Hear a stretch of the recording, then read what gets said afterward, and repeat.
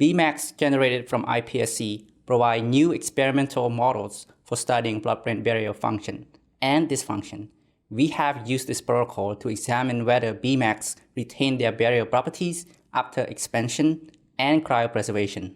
This technique enables the generation of disease-specific Bmax from patients with disorders in which blood-brain barrier disruption plays a role in the pathophysiology of disease.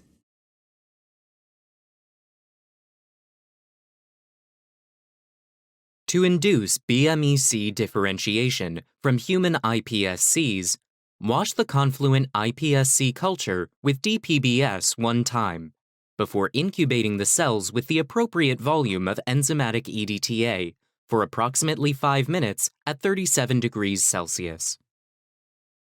When a single cell suspension has been obtained, collect the cells by centrifugation and resuspend the pellet in an appropriate volume of stem cell medium supplemented with 10 micromolar ROCK inhibitor for counting.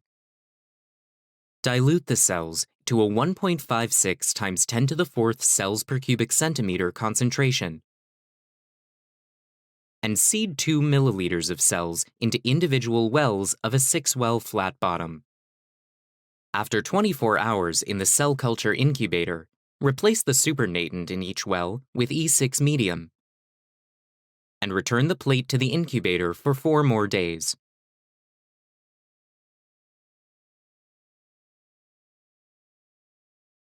To purify the iPSC-derived BMECs, coat the subculturing plates with the appropriate volume of a freshly prepared